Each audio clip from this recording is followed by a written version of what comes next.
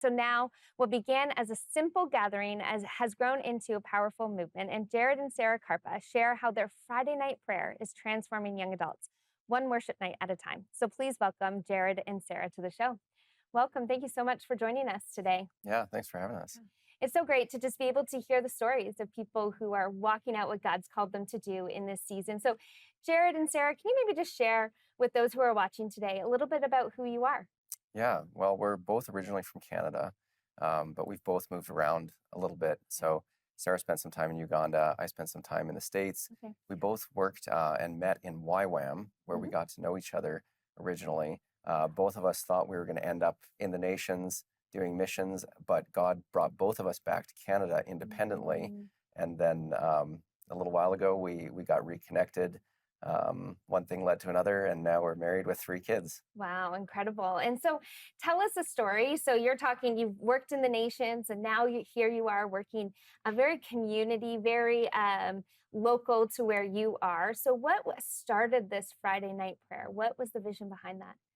Yeah, well, it started in 2020, actually, in my basement. I was praying and hanging out with one of my friends, and the presence of the Lord just came into the basement really strongly. And I stopped for a moment and I was like, what's happening? What, God, what do you want to say? And I really heard him say clearly, I want you to pray every Friday night for Hamilton. Wow. And so we started that week praying every single week for Hamilton.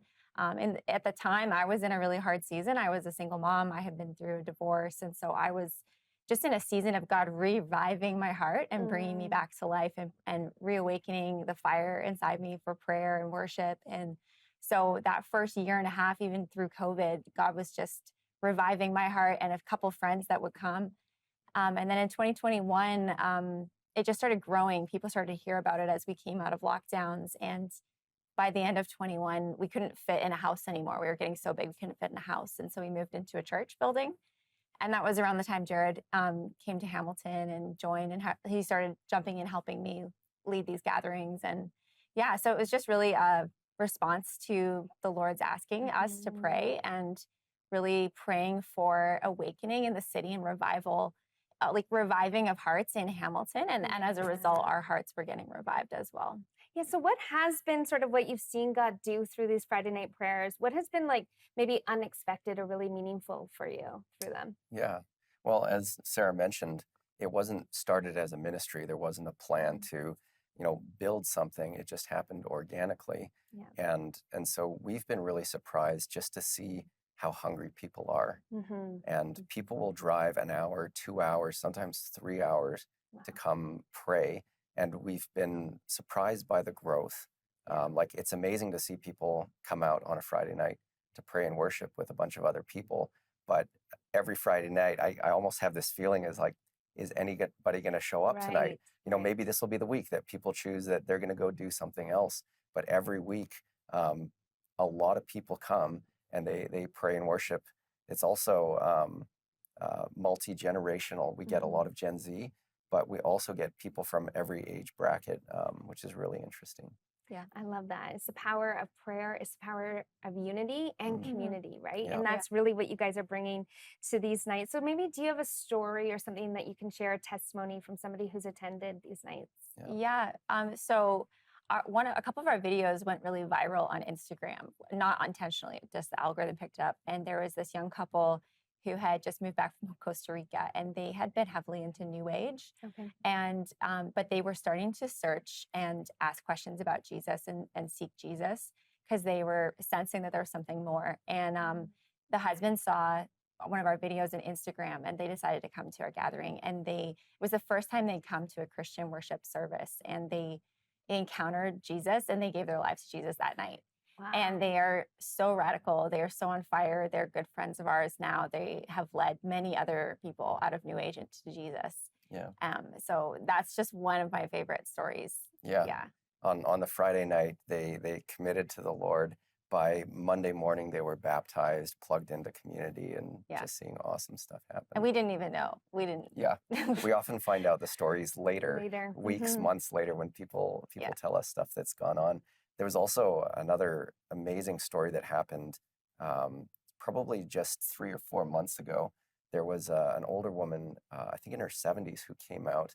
And earlier in the night, somebody had a word of knowledge about a leg injury, and they brought it to me because I was prayer leading, and it just didn't feel like the right time to mention it. So I sat on it for a while, and then later in the night, I brought it up and said, "Does anybody have a leg injury?" And eventually, this woman raised her hand, and so we said, let's have some people pray for her, and then we went back into the place of worship, and I heard some noise and some cheering, and at first I just kind of thought, like, we want to be positive, we want to have faith, and so people are just excited, but the noise got louder, and I realized I needed to see what was happening. And the long of it short, she had 15 to 20-year osteoarthritis. She could barely walk, could barely stand up when I asked her to come for prayer. I actually said, "No, you stay there. We'll have people come to you." And she ended up running around the room in this little kind of trotting run. After people prayed for her, she was completely healed in an instant. Amazing. She was confused and surprised, and it was just beautiful. I love it. Well, thank you for sharing those stories. We're going to continue this conversation, talk more about the impact that prayer has on communities. So make sure to stay tuned as we continue the conversation with Jared and Sarah as they share how the Friday night prayer is impacting people. Well, we're back with Jared and Sarah Karpa from the Friday Night Prayer. You guys have been talking about how this was just an act of obedience that you followed and how God is using that to impact people's lives. And so maybe we can talk a little bit more about that. We know that prayer has power. So what have you sort of observed about the way that people have grown maybe spiritually or relationally as they gather and participate in a prayer gathering like Friday Night Prayer? Yeah, well, I would certainly say that we're learning ourselves. It's not just about the other people coming. And so I feel like God is teaching us things first. And as he teaches us things, other people get brought into that. One of the main things he's been teaching us is what it means to worship. And we're just kind of almost detoxing from some of the cultural aspects that have invaded Christian worship. And so as we learn to worship, it's putting aside these normal things. We say it's not a concert. It's not a performance. We set up in the middle of the room with no stage, and we try to keep the sound levels down so that we can actually hear the room singing. Some of our greatest moments are when we as the worship leaders can step back from the mic and let the room carry the worship. And so it's as we grow in worship, the worship leaders and the whole community are learning to enter into the presence, and not in a polished, performative kind of way, but just humbly and raw together into God's presence. I love that. It's beautiful. I think, we're seeing actually this rise of gatherings, prayer gatherings, things outside of our typical Sunday morning gatherings. So why do you think that these are rising up in cities, and what can be the impact of something like this on not just the people that attend, but the neighborhoods and communities? Yeah, I think there's a huge resurgence of hunger for prayer, especially in the younger generations and Gen Z. But I think across the board, I think everyone is really recognizing that we need God in this hour, that things are getting more and more desperate and that we need him. And I also think that particularly Gen Z is a bit disenchanted with the way things have been, and they're hungry for something authentic and real. And so gathering in a living room to pray, or gathering in a coffee shop or in a church to just seek God and have it not be polished and not be this big production, I think that we're seeing there's a hunger for something real. Yeah. And how have you seen something like Friday Night Prayer gatherings like really encourage people to live out their faith beyond those gatherings, like maybe in their neighborhoods or schools, their communities? Yeah, cool story. I often say at the end of a night, what happens at Friday Night Prayer doesn't stay at Friday Night Prayer. If we're not getting changed and transformed, then we're doing something incorrectly, and maybe we need to change what we're doing.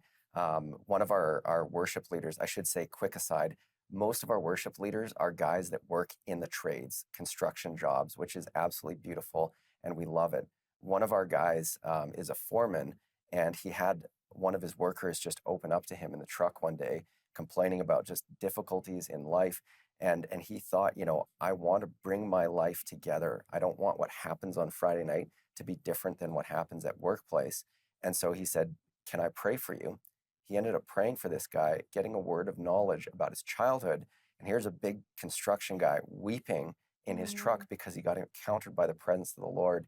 And then the next day, our friend said he was just full of questions about Christianity, but it was just him carrying his life in worship into the workplace. Yeah, it's incredible to hear. And just, that story impacts so much more than those two involved. I mean, the fact that it impacted them is incredible. And then you see the reach beyond that. And so, maybe someone's watching today, or maybe somebody's had it on their heart to start something, whether it's a prayer gathering or something else. What would you say to maybe a leader or groups that are starting to think about this? What would you say to them about the transformative power it has in building community, or maybe what encouragement would you give to them? Yeah, a lot of people do ask us about this, and I just always say keep it really simple. And I tell them how we started, and it's really just about hunger for the presence of God. And if you have a couple hungry people, 2 or 3 people, that's all you need.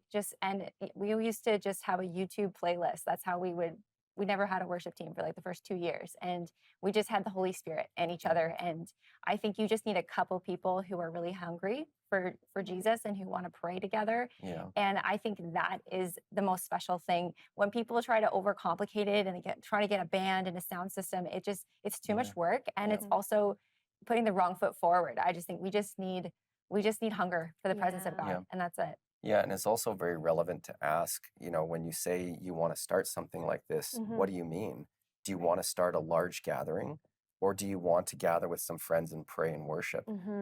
Sometimes I say on a Friday night is, I don't want to offend anybody, but we're not here for you, and we hope that you're not here for us. Yeah. If you weren't here, we would still be here. And so anybody can gather with 2 or 3 friends and pray and worship. Because if your desire is to meet with the Lord, he promised, draw near to me, I will draw near to you. I love that. It's so beautiful. And honestly, it's incredible to see how an act of obedience, a moment where it's like that started for you, right? I just want, I need that. I need to be closer to God and see how God uses that. So thank you so much for what you're doing, for how you're pouring into your community, and for being here with us today. Yeah, our Thanks for pleasure. having us. Well, for more information on Jared and Sarah or Friday Night Prayer, you can go to 700club.ca.